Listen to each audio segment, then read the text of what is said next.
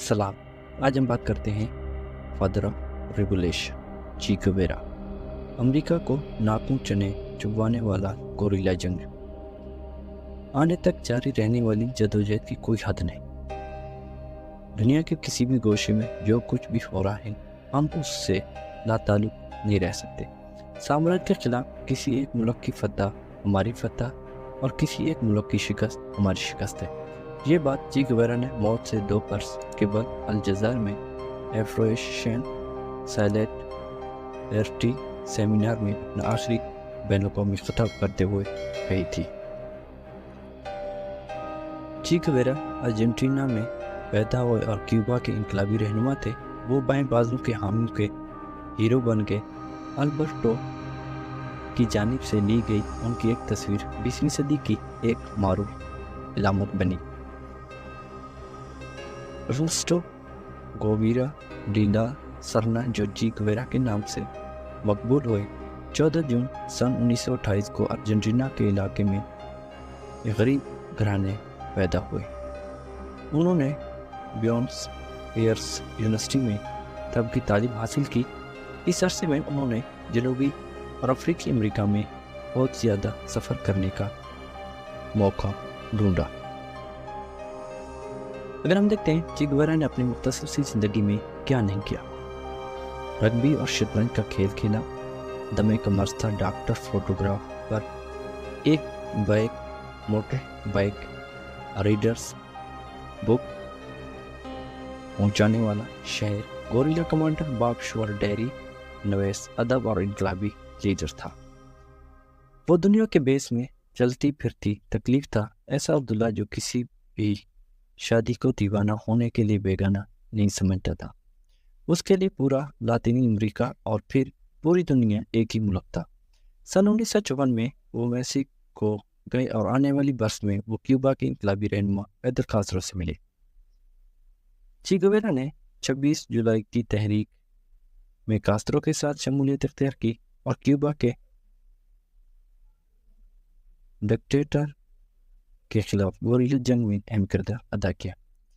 Castro ने सन 1959 में Batista का इक़्तिदार ख़त्म किया और क्यूबा में इक़्तिदार संभाल लिया।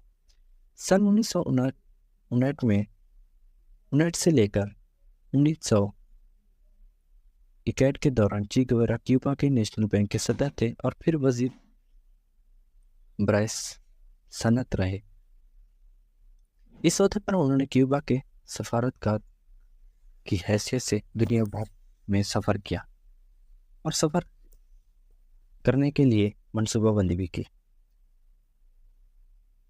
मुल्क के अंदर उन्होंने ऐसे मनसूबे बनाए जिनके ज़रिए ज़मीनों की दोबारा से तकसीम की जाती और उन्हें सनतों के लिए मनसूबाबंदी की जाती थी।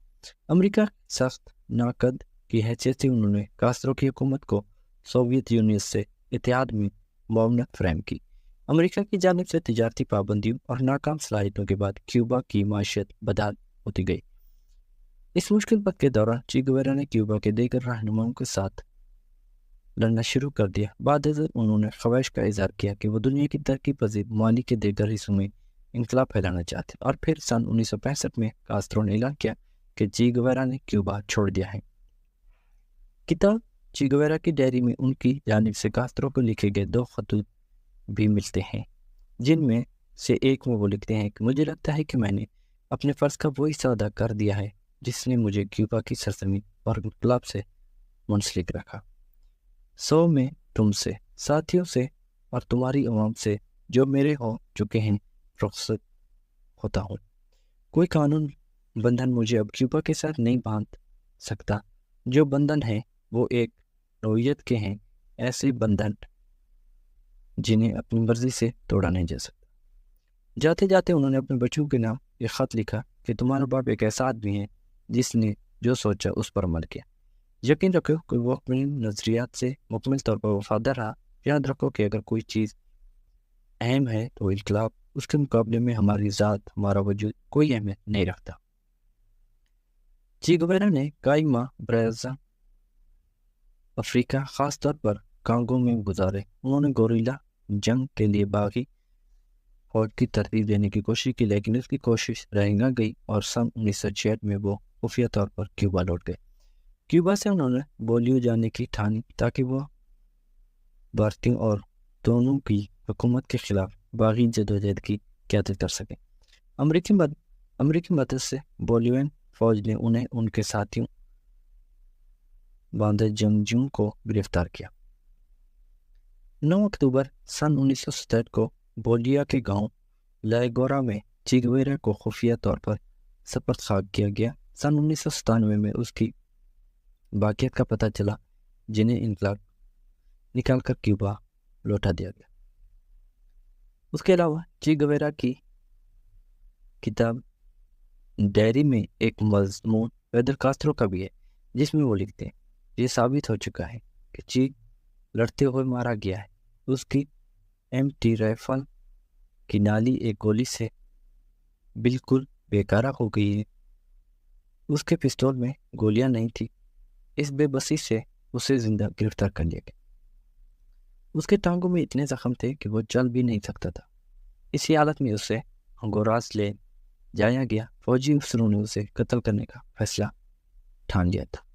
ایک سکول میں اسے فیصلے پر عمل درآمد کی تفصیلات سب کو اچھی طرح معلوم ہے۔